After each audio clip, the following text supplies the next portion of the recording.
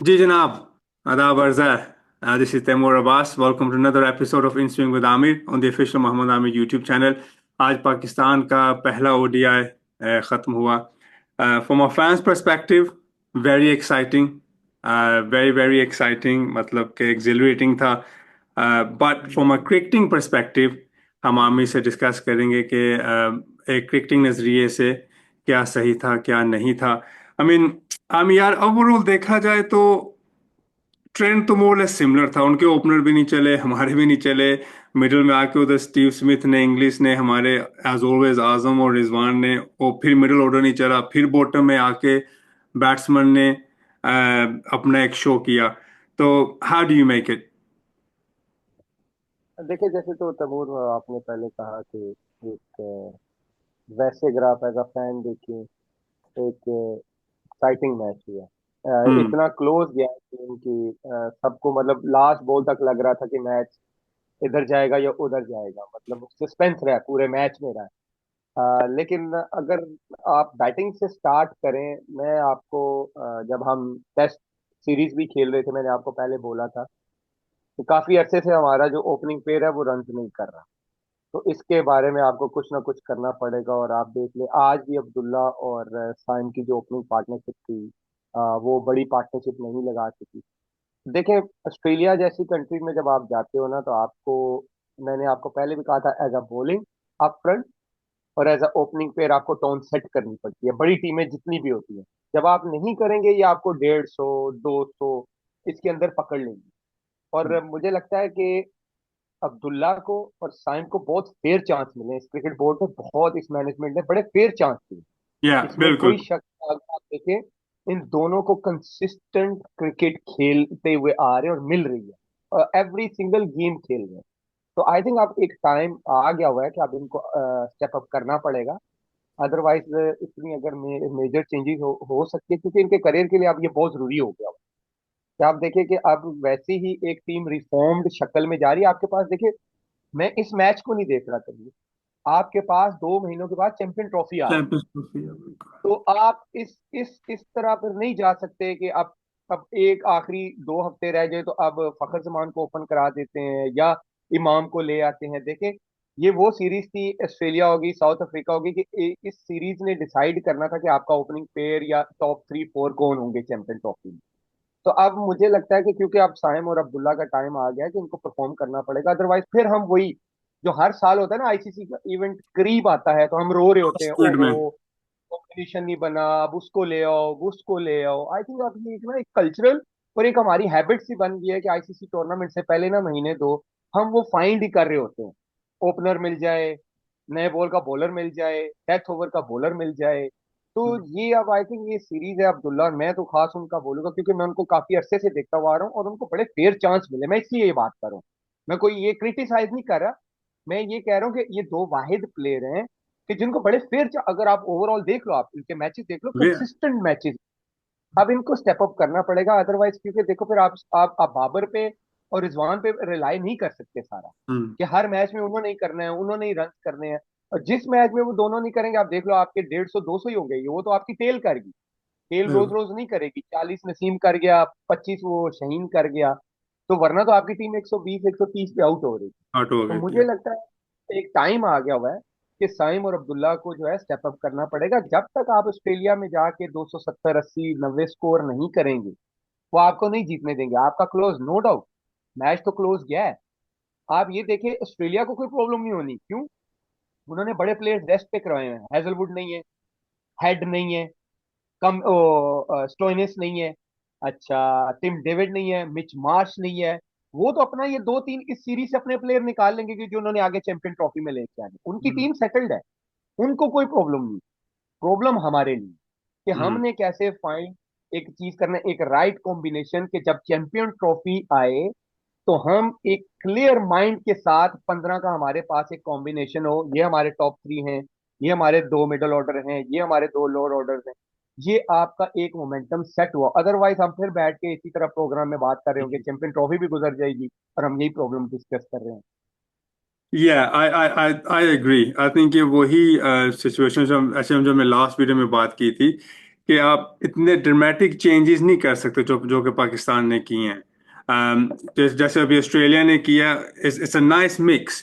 उनके सब बड़े या प्लेयर्स हैं, दो तीन रेस्ट हैं, और फिर नए लड़के भी लेके आए हैं। हमारे साथ मसला ये है कि पाकिस्तान ने बड़े नाम साइड पे कर दिए हैं और यंग टीम के साथ लेके जा रहे हैं, and that affects the confidence. लेकिन आई एग्री यार, देखो साइम और अब्दुल्ला को वाकई में फेयर चांस मिला हुआ है। हर बड़ा टूर्नामेंट पिछले साल से वो खेल रहे हैं, तो देव को enough experience and enough chances.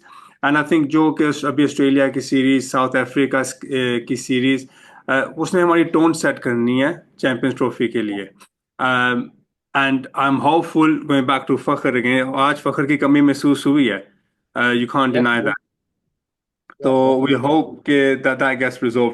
लेकिन और एक और जो मुझे, एज अ क्रिकेटर मैं आपको, क्योंकि मैं थोड़ा मैच देख रहा था, क्योंकि कामरान का जो क्रिकेट करियर स्टार्ट हुआ है, बहुत अच्छा स्टार्ट हुआ है कामरान गुलाम का। बट मैंने एज अ बॉलर देखा है कि वो मुल्तान में भी शॉर्ट बॉल पे स्ट्रगल कर रहा था एज अ पेसर्स के अगेंस्ट, हम्म, और उसने यहाँ भी आज किया।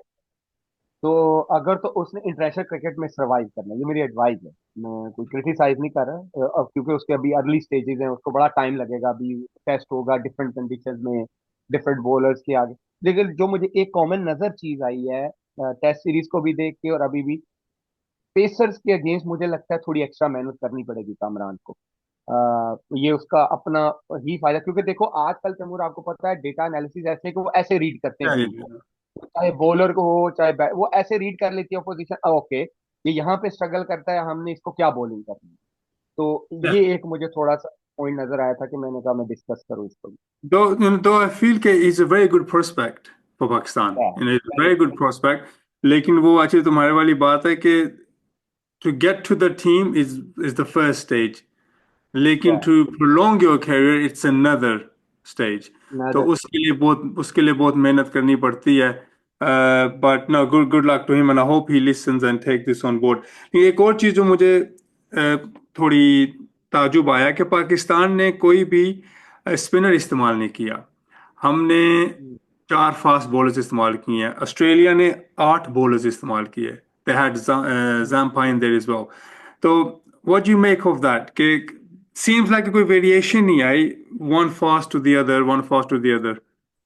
देखो तैमूर, हम हम अपने आप को कंपेयर नहीं कर सकते ऑस्ट्रेलिया के साथ, क्योंकि वो इसलिए, उसका पॉइंट मैं इसलिए बताता हूँ। वो आप जो कह रहे हो ना कि 8 बॉलर्स उन्होंने यूज किए, वो तैयारी कर रहे हैं चैंपियन ट्रॉफी की, वो सीरीज, ये सीरीज प्लान नहीं कर रहे। वो प्लान ये कर रहे हैं कि हमारा कौन सा प्लेयर क्या क्या कर सकता है और हम उसको कहाँ कहाँ यूज कर सकते हैं। ठीक हम्म, है।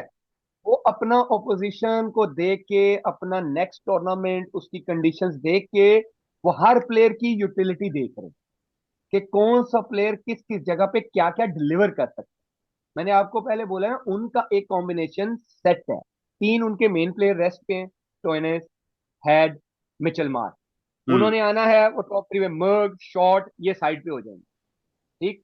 वो आ जाएंगे बीच में, शॉन एबर्ट को वो खिला रहे हैं, और देखें उन्होंने कमिंस और स्टार्क और हैजलवुड के साथ एबर्ट को कैसे रेडी किया।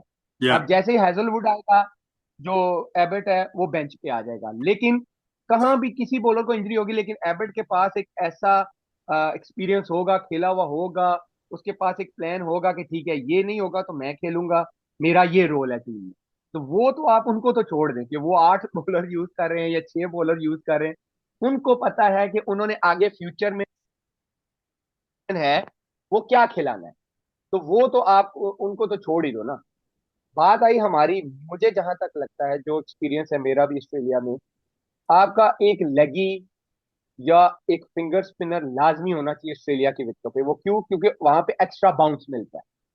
वहां पे आप देख लो कि जितने भी लेगी वगैरह, जो अच्छे लेगी हैं, जो अच्छे स्पिनर हैं, वो हमेशा आउट करते हैं, क्योंकि वहां पे आपको वो जो एक्स्ट्रा गिग मिलती है, बॉल को ना किक मिलता है।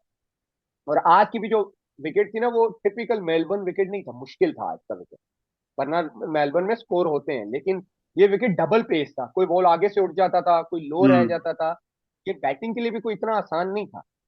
तो लेकिन वो एंड ऑफ द डे ये आ जाता है कि आपको, मैं ये कहता हूँ कि आप ये 3 के 3 मैच हार दो, नो इशू। बट आपको ये पता होना चाहिए गोइंग फॉरवर्ड कि लॉन्ग टर्म हमारा प्लान क्या है। कोच स्पॉट खाली है, हमने इस स्पॉट को टिक करना है। अब आप ये देख लो, आप चार बॉलर तो खिला रहे हो, आप स्पिनर को साथ नहीं खिला रहे, लेकिन पाकिस्तान की कंडीशंस में आपने स्पिनर खिलाने, तो फिर क्या होगा? तो या अब एक स्पिनर के पीछे इतने मैचेस नहीं होंगे, वो स्ट्रगल तो करेगा ना, इतने बड़े टूर्नामेंट में डायरेक्ट आएगा, मैचेस खेलेगा, बॉलिंग करेगा। आपने टारगेट रखना है चैंपियन ट्रॉफी, आपने ये टारगेट सीरीज नहीं रखनी। तो आपको ये पता तो है ना कि आपको चैंपियन ट्रॉफी में दो स्पिनर खिलाने पड़ेंगे, पाकिस्तान की कंडीशंस में आपको खिलाने पड़ेंगे, नो मैटर व्हाट। तो आपने वो जेन में रखना। चलो, आई होप कि पाकिस्तान का ऐसी कहीं लॉन्ग टर्म प्लान हो. Maybe they are trying new things with new batsmen, we don't know, time will tell. हो सकता बट है, लेकिन एक एक एक मैं एक चीज का क्रेडिट दूंगा कि रिजवान ने बहुत अच्छी कप्तानी की। या जो जिस तरह उसने बॉलरों को रोटेट किया ना, इट वाज अनबिलीवेबल। आप अगर कमेंटेटर्स की बात भी सुनते तो वो भी बड़े इंप्रेस हो रहे थे कि वो या बहुत एंगेज था, फील्डिंग प्लेसेस डिफरेंट ट्राई कर रहा था। इवन वनडे में वो शॉर्ट थर्ड मैन रख के कैचिंग पोजीशन पे, एक सिली कैचिंग पे, बॉलर्स को आज पहली दफा हुआ है कि मतलब 22-23 ओवर थे हुए थे, शहनशाह के 7-8 ओवर हो गए। या इट मीन्स कि उसको पता था कि मैच को किल करना है, मैंने मेन बॉलर्स लेके आने हैं, उन पे प्रेशर है। तो एक बहुत अच्छा प्लस पॉइंट है कि उसने कप्तानी बहुत अच्छी की। हमें टू बी फेयर, वो तो मोहसिन नकवी ने भी, वसीम अकरम, मोहम्मद हफीज, सब ने उनकी पजीराई की और कहा कि पाकिस्तान डन रियली वेल. गो क्या, आई थिंक एक जो तनकीद काफ़ी हो रही है वो यही कि प्लेइंग 11 में कैप्टन को इतना चांस नहीं दिया जा रहा. And you know, I wonder कि अगर अगर रिजवान खुद चूज करते तो क्या टीम डिफरेंट होती या नहीं होती. बट आई गेस वो find out as time progresses. लेकिन चले, थैंक यू वेरी मच. तो गाइस, हम आपको अगली एपिसोड में ऑन द नेक्स्ट ओडीआई मिलेंगे. Keep watching, keep liking and subscribing. Thank you.